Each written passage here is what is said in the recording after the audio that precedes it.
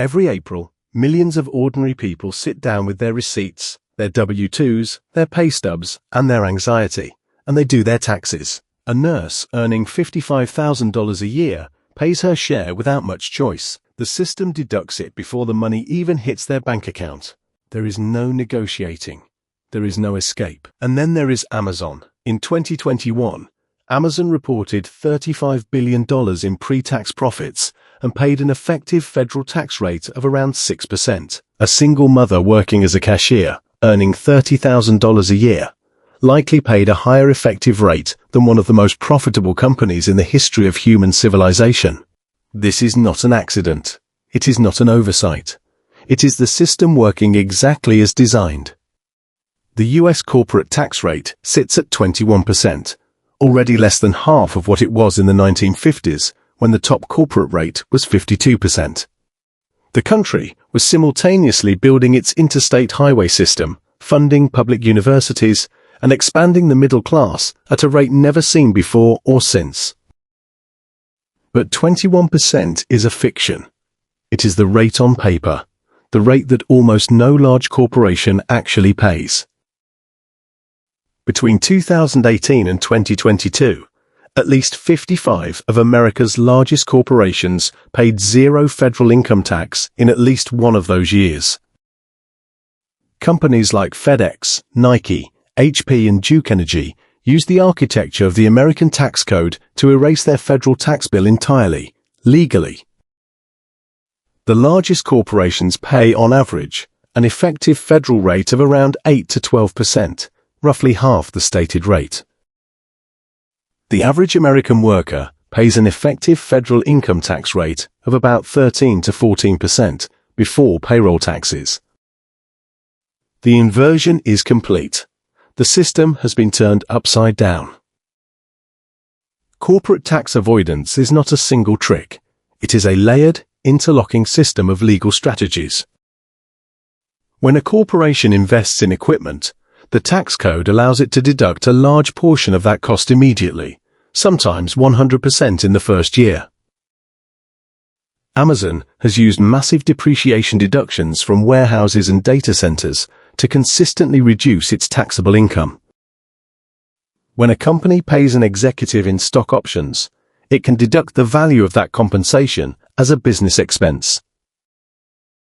When the stock triples in value before exercise, the company gets to deduct $150 million for an expense that appeared on the books at $50 million. It is, in effect, a way of converting stock market gains into tax losses. A corporation creates subsidiaries in low-tax jurisdictions: Ireland, Luxembourg, Bermuda, the Cayman Islands. It transfers valuable intellectual property, patents, trademarks, software algorithms to these subsidiaries. Profits are earned in America, but much of the taxable income is attributed to a mailbox in the Cayman Islands, where the corporate tax rate is zero. At the height of its offshore tax strategy, Apple had accumulated over $250 billion in profits held abroad, untaxed. The tax lobbying industry in Washington is one of the most lucrative and consequential enterprises in American political life. The largest corporations employ former Treasury officials and ex-congressional staffers, whose knowledge of the code makes them uniquely effective at dismantling it. The finance, insurance, and real estate sector alone spends over $500 million per year on lobbying.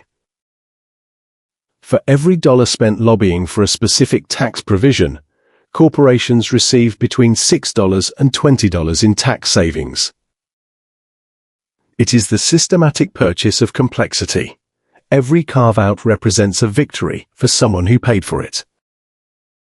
Countries compete with each other to attract corporations by offering the lowest possible tax rates, a race to the bottom.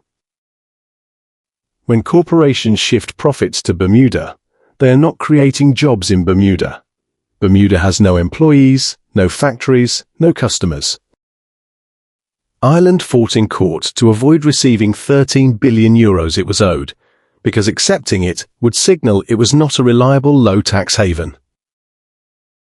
The 2021 Global Minimum Tax Agreement imposed a floor of 15% on corporate profits, hailed as historic, criticized as still too low. The 2017 Tax Cuts and Jobs Act dropped the corporate rate from 35% to 21%. Proponents promised a wave of investment and wage growth. What actually happened? Corporate profits soared and stock buybacks hit record highs, enriching shareholders and executives.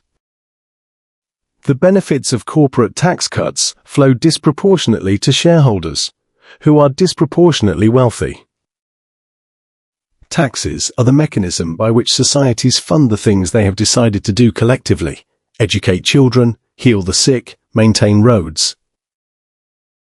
When corporations reduce their tax burden, the money comes from higher taxes on individuals, reduced public services, and borrowed debt. Corporate tax avoidance costs governments worldwide approximately $245 billion per year in lost revenue. The abstraction of corporate finance resolves, at the end of its logic chain, into a child in a crumbling school or a pothole in a road. A local restaurant, a family-owned hardware store, a small law firm. These businesses cannot establish subsidiaries in the Cayman Islands. The code's complexity is itself a form of inequality. A simple flat tax would be impossible to avoid and cheap to administer. Small businesses pay rates far closer to the statutory rate than their large corporate counterparts, without the tax advantages that tilt the playing field. The American corporate sector is not struggling under the weight of taxation. It is generating profits at a rate that would have seemed fantastical in 1970. The narrative of oppression serves a political purpose, deployed to resist any attempt to restore the tax base. A meaningful minimum tax, elimination of stock-based compensation deductions, robust transfer pricing rules. These are not exotic proposals. Reform is possible. The 1986 Tax Reform Act simplified the code significantly and was signed by Ronald Reagan with bipartisan support. What reform requires is political will, generated by an informed and engaged public. The tax code is a document about values, about who we decide should bear the cost of the civilization we share. The question is not whether this can change. It is whether enough people understand clearly enough what is happening to demand that it does.